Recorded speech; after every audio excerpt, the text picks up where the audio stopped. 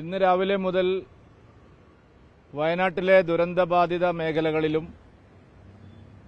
അതുപോലെ ആശുപത്രിയിലും റിലീഫ് ക്യാമ്പിലുമെല്ലാമായി രാജ്യത്തിന്റെ പ്രധാനമന്ത്രി ശ്രീ നരേന്ദ്രമോദിജി നടത്തിയ സന്ദർശനം കേരളത്തെ സംബന്ധിച്ചിടത്തോളം ഏറ്റവും ഫലപ്രദമായ, ഏറ്റവും ഫ്രൂട്ട്ഫുള്ളായിട്ടുള്ള ഒരു സന്ദർശനമായിരുന്നു പ്രധാനമന്ത്രിയുടേത്. കേരളത്തിന് സാർത്ഥകമായ ഒരു സന്ദർശനമാണ് ഇന്നത്തെ പ്രധാനമന്ത്രിയുടെ സന്ദർശനം. ഇതിനുമുമ്പ് ഒരിക്കലും ഒരു ദുരന്തമുഖത്തും ഒരു പ്രധാനമന്ത്രിയും സന്ദർശിച്ചിട്ടില്ലാത്ത വിധം വിശദമായി തന്നെ കാര്യങ്ങൾ മനസ്സിലാക്കാൻ വേണ്ടി തന്നെ അദ്ദേഹം സമയമെടുത്തുകൊണ്ടാണ് ഈ സന്ദർശനം നടത്തിയത്. കേരളത്തിന് എല്ലാവിധ പിന്തുണയും ഈ ദുരന്തത്തിൽ നിന്ന് മോചിതരാവാൻ പുനരധിവാസത്തിനടക്കം എല്ലാ പിന്തുണയും പ്രധാനമന്ത്രി ശ്രീ നരേന്ദ്രമോദി നൽകുകയുണ്ടായി. പണം ഒന്നിനും ഒരു തടസ്സമാവില്ല എന്നുള്ള കൃത്യമായിട്ടുള്ള സന്ദേശം അദ്ദേഹം നൽകുകയുണ്ടായി. വിശദമായ പഠനം നടത്തി മെമ്മോറാണ്ടം സമർപ്പിക്കാൻ അദ്ദേഹം സംസ്ഥാന സർക്കാരിനോട് ആവശ്യപ്പെട്ടിരിക്കുകയാണ്. സംസ്ഥാനവും കേന്ദ്രവും ചേർന്ന് തന്നെയാണ് ഈ പുനരധിവാസ പ്രവർത്തനങ്ങളെല്ലാം നടത്തേണ്ടതെന്നുള്ള വ്യക്തമായ സന്ദേശമാണ് പ്രധാനമന്ത്രി നൽകിയത്. മലയാളികളെ ചേർത്ത് പിടിക്കാൻ അദ്ദേഹം തയ്യാറായി. പ്രധാനമന്ത്രി ശ്രീ നരേന്ദ്രമോദി കേരളത്തെ, മലയാളികളെ ഹൃദയത്തിൽ ചേർത്ത് പിടിക്കുന്നതായിട്ടാണ് നമ്മൾ കണ്ടത്. വളരെ അനുഭവ സമ്പത്തുള്ള ഒരു പ്രധാനമന്ത്രി എന്നുള്ള നിലയിൽ പല ദുരന്ത മുഖങ്ങളിലും പുനരധിവാസ പ്രവർത്തനങ്ങൾക്ക് നേതൃത്വം നൽകി പരിചയമുള്ള ഒരു ഭരണാധികാരി എന്നുള്ള നിലയിൽ കേരളത്തിന്റെ വേദന, ബുദ്ധിമുട്ട് അദ്ദേഹത്തിന് ശരിയായി മനസ്സിലായിട്ടുണ്ട്.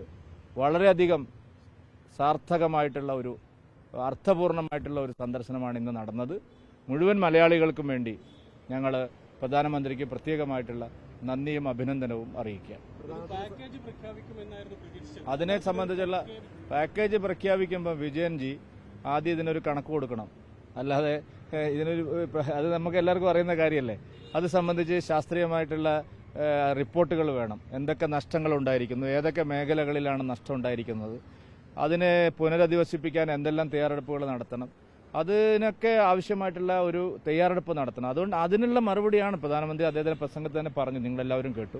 കേരളം വിശദമായി തയ്യാറാക്കിയ ഒരു മെമ്മോറാണ്ടം നൽകണമെന്നാണ് പറഞ്ഞിരിക്കുന്നത്. അതിന് അദ്ദേഹം മറുപടിയും പറഞ്ഞു, പണം ഒരു തടസ്സമാവില്ല. അതാണല്ലോ കേരളം പ്രതീക്ഷിച്ചത്. ഇന്ന് രാവിലെ മുതൽ നമ്മൾ കണ്ടുകൊണ്ടിരിക്കുന്ന വാർത്ത, കേട്ടുകൊണ്ടിരിക്കുന്ന വാർത്ത, കേരളത്തിന് ധനസഹായം, സാമ്പത്തിക സഹായം ഉൾപ്പെടെയുള്ള കാര്യങ്ങൾ ആവശ്യമുണ്ട്. അതുകൊണ്ട് ആ പുനരധിവാസ പ്രവർത്തനങ്ങൾക്കൊന്നും പണം തടസ്സമാവില്ല എന്നുള്ള ഒരു സന്ദേശമാണ് അദ്ദേഹം നൽകിയത്. മാത്രമല്ല, കേരളം ഹോംവർക്ക് നടത്തണം. അല്ലാതെ 2000 കോടി ഇങ്ങ് എടുക്കുമെന്ന് പറയുന്നതല്ലല്ലോ. അത് ആളുകൾ ചോദിക്കുന്ന പോലെയല്ലല്ലോ സർക്കാരിനോട് ചോദിക്കുന്നത്. അതുകൊണ്ട് ഹോംവർക്ക് നടത്തി ഒരു മെമ്മോറാണ്ടം ഇതിനെ സംബന്ധിച്ച് നൽകണമെന്ന് അദ്ദേഹം പറഞ്ഞിട്ടുണ്ട്. മലയാളികളെ സംതൃപ്തരാണ്, കേരളീയർ ഇക്കാര്യത്തിൽ സംതൃപ്തരാണ്. അദ്ദേഹത്തിന്റെ വാക്കിൽ നിന്ന് വ്യക്തമാകുന്ന ദുരന്തത്തിന്റെ വ്യാപ്തി തീർച്ചയായിട്ടും അദ്ദേഹം പറഞ്ഞല്ലോ.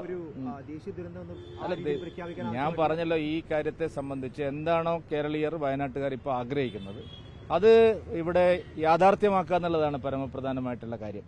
അക്കാര്യത്തിൽ ഒരു തരത്തിലുള്ള അലംഭാവവും ഉണ്ടാവില്ല എന്ന് രാജ്യത്തിന്റെ പ്രധാനമന്ത്രി തന്നെയാണ് അവലോകന യോഗത്തിൽ പറഞ്ഞിരിക്കുന്നത്. അതുകൊണ്ട് അതിനെ ശരിയായി ഉപയോഗപ്പെടുത്താനുള്ള തയ്യാറെടുപ്പാണ് സംസ്ഥാന ഗവൺമെന്റ് നടത്തേണ്ടത്. സംസ്ഥാന ഗവൺമെന്റ് സാധാരണ പറയുന്നത് പോലെ ഒരു ഒഴുക്കൻ മട്ടിൽ റീബിൽഡ് കേരള എന്നൊക്കെ പറഞ്ഞ് പണ്ട് നടത്തിയ പോലെ ഒരു പ്രസ്താവന കൊണ്ട് കാര്യമില്ല. കാര്യം നല്ല കഠിനാധ്വാനം വേണം, നല്ല ഗൃഹപാഠം ചെയ്യണം, ഹോംവർക്ക് നടത്തിയിട്ട് വേണം ഈ റിപ്പോർട്ട് തയ്യാറാക്കാൻ. അതുകൊണ്ട് കേന്ദ്രവും സംസ്ഥാനവും ഒരുമിച്ച് ഇക്കാര്യത്തിൽ മുന്നോട്ട് പോകണം. സർക്കാർ ഒരു തയ്യാറെടുപ്പ് നടത്തിയിട്ടില്ല എന്ന് കരുതുന്നുണ്ട്. അങ്ങനെ ഞാൻ പറഞ്ഞില്ല, അതിനുള്ള സമയമാവുന്നല്ലേ ഉള്ളൂ. നമ്മളിപ്പോൾ ദുരിത ബാധിത മേഖലകളിൽ ആളുകളെ പുനരധിവസിപ്പിക്കാനല്ലല്ലോ ഇപ്പോൾ ശ്രമിച്ചത്. ഇപ്പോൾ നമ്മൾ ശ്രമിച്ചത് എന്താണ്? അവിടെ ഉള്ള ദുരിതാശ്വാസ പ്രവർത്തനങ്ങളാണ്, അല്ലാതെ റെസ്ക്യൂ ഓപ്പറേഷനാണ് അധികവും നമ്മളിപ്പോൾ ശ്രമിച്ചിരിക്കുന്നത്. ഇനി വേണം അങ്ങനെയുള്ള കാര്യങ്ങൾ ചെയ്യാൻ. അങ്ങനെ ആവുന്നതിന് മുമ്പ് തന്നെ 2000 കോടി 3000 കോടി എന്ന് പറയുന്നതാണ് ശരിയല്ലാത്ത കാര്യം എന്ന് ഞാൻ പറഞ്ഞത്. അല്ലാതെ കേരളം ഒരു ഹോംവർക്ക് നടത്തിയില്ല എന്ന് ഞാൻ പറഞ്ഞില്ല. ഹോംവർക്ക് നടത്തണം ശരിയായ നിലയിൽ. അപ്പോഴാണ് കാര്യങ്ങൾ നല്ല രീതിയിൽ നടക്കുകയുള്ളൂ.